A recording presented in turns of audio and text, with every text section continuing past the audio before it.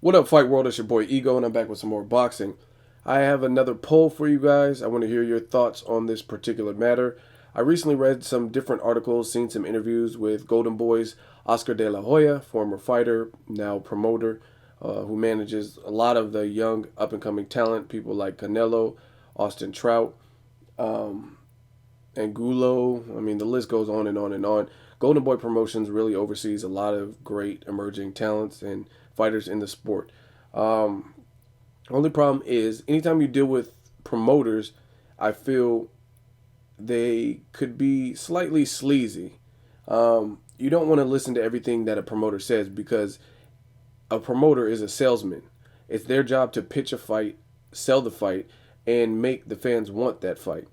So I've seen promoters have shitty fights, shitty fight cards, and when they talk up the fights, they make it sound like the best thing since sliced bread. And we all know that they're bogus fight cards and they're mismatches or whatever the situation is. And then the fight happens and it plays out just how you assume. So I've learned to not really take to heart what a promoter says just because um, their job is to make profit and to sell you something. So sometimes I feel they sell you a dream. It's kind of like asking a prostitute how she feels about you, and then the prostitute professes her love to you and says, "I'm in love with you." I mean, are you going to trust a prostitute and really take her word for it, or does she just want to get paid and she's using you? So that's kind of how I look. That's a crazy analogy, but that's really how I feel with the promoters. I did read some interviews, like I said, watched some interviews, and Oscar De La Hoya said something, and it was pretty crazy. Um, I want to talk about what he said. He said that Canelo beats Mayweather. And that's not the craziest part. I mean, if you're going for Canelo or you want Canelo to win, that's fine. As far as national origin, obviously Canelo and De La Hoya are both Hispanic. They're both Mexican. They both represent Mexico.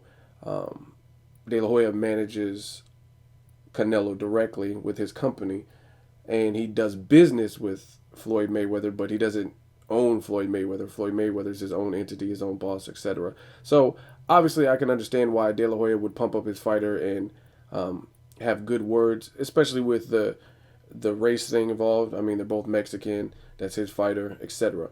But I feel like you still got to be realistic. Now, if you think Canelo beats Mayweather, that's fine. That's your opinion. That's cool. I'm okay with that. But he goes on to say, on a scale of 0 to 10, it would be a 10 out of 10 that Canelo beats Mayweather. Now, judging by each fighter's last fight, I think that's a stupid thing to say.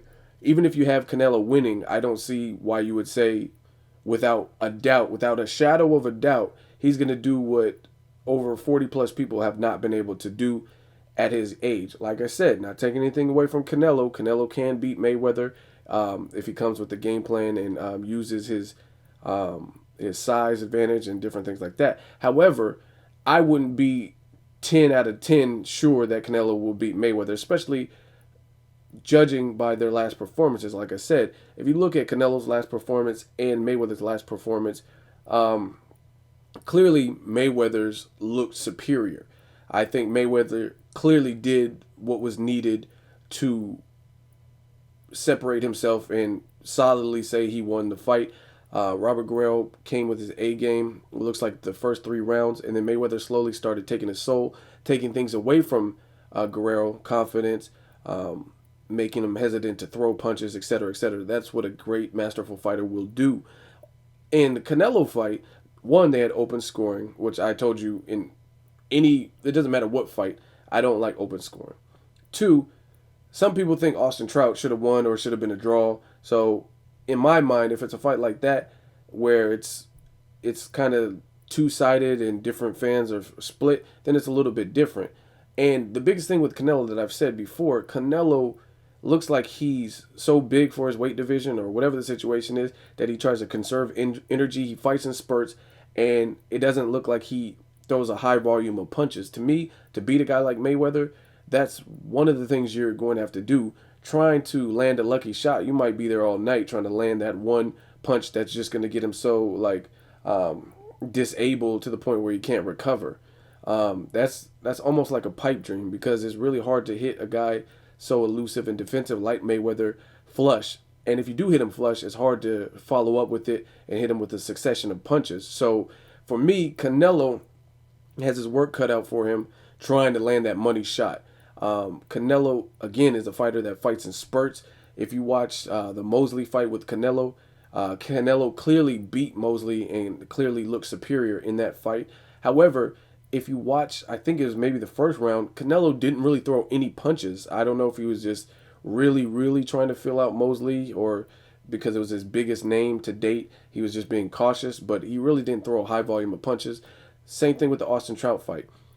He clearly had Austin Trout hurt in the round that he knocked Trout down, and Trout was hurt early in the round, like within I think the first 6 seconds of the bell ringing. It's a 3-minute round, and I feel Canelo gassed himself out, punched himself out, or whatever the situation was, but he completely let off the gas and didn't finish Austin Trout. Now, I know in boxing you can't always finish your guy, but I mean, there's some people in the sport that are great finishers. Gennady Golovkin's, the Lucas Matisse's. Canelo normally is a great finisher, but against a true 154-pounder, he wasn't able to do it. And again, if there's a 3-minute round and a person has to survive over 2.5 minutes, that's a long time in boxing. And arguably, Austin Trout kind of made it a 10-9 round because I think Austin Trout won the round after he got knocked down and he kicked himself into gear. I think he definitely looked better in the round. So you could still give Canelo a 10-8, or even if you made it a 10-9 because you thought Austin Trout won the round.